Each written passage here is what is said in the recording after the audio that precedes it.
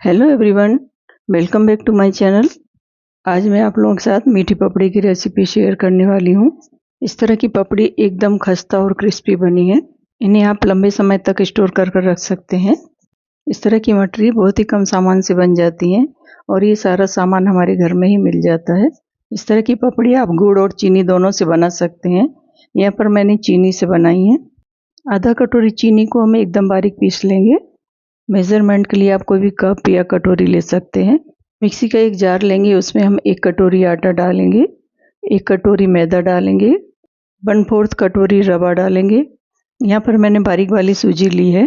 सारी चीज़ों को डालने के बाद हम इसमें 1/4 कटोरी घी डालेंगे।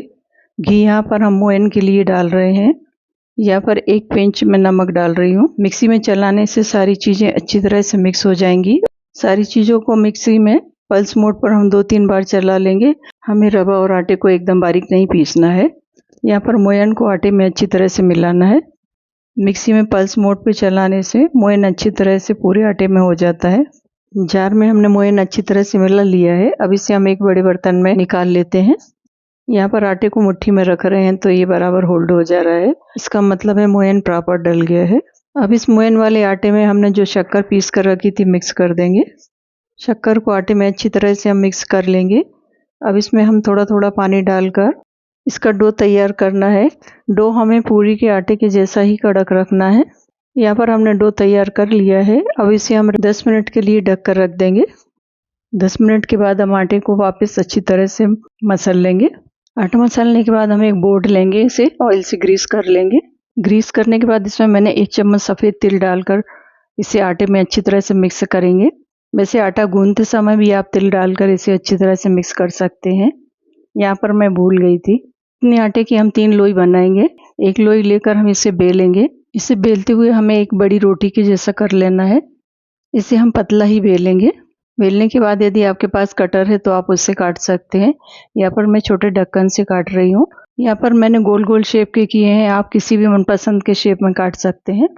जब सारी पपड़ियाँ कट जाएंगी तब हमने जो छोटी छोटी पपड़ियाँ काटी हैं उनमें चाकू से छोटे छोटे से छेद कर देंगे, जिससे कि ये फूले ना और तलने में एकदम क्रिस्पी बने। यहाँ पर सारी पपड़ियों में मैंने होल कर दिए हैं। अब हम जो एक्स्ट्रा आटा है उसे हटा देंगे। सभी पपड़ियों को हम एक प्लेट में निकाल लेंगे। अब हम इन्हें तलने के लिए तेल को गर्म होने के लिए रखेंगे। आप चाहें तो इन्हें घी में भी तल सकते हैं। यहाँ पर तेल गर्म हो गया है। अब हम एक एक करके पपड़ी डाल देंगे।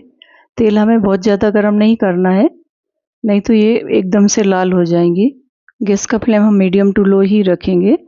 अब इन पपड़ियों को उलट पलट कर हम अच्छा सुनहरा कलर आने तक तल लेंगे। इस तरह की पपड़ियों को तलने में बहुत ज़्यादा देर नहीं लगती है, ये फटाफट तल जाती हैं। यहाँ पर एक बैच की पपड़ियाँ मैंने तल ली हैं। इसी तरह से आप दूसरे बैच की पपड़ियाँ भी डालकर तल सकते हैं। यहाँ पर दूसरे बैच की पपड़ियाँ भी तल गई हैं। इसी तरह से आप सारी पपड़ियाँ तल लें। ये पपड़ियाँ एकदम खस्ता बनकर तैयार हुई हैं, बिल्कुल बिस्किट की तरह। आप पपड़ी की जगह इनके खुरमे भी बना सकते हैं। इस तरह की पपड़ी खाने में एकदम क्रिस्पी लगती हैं। ये बहुत ही अच्छी बनी है। फ्रेंड्स, आप भी इन्हें बना कर देखें और अपना फीडबैक मेरे साथ शेयर करें। रेसिपी अच्छी लगे तो लाइक और शेयर करें। चैनल पर नए हैं तो सब्सक्राइब करें। फिर मिलेंगे एक नए वीडियो के साथ। Bye bye.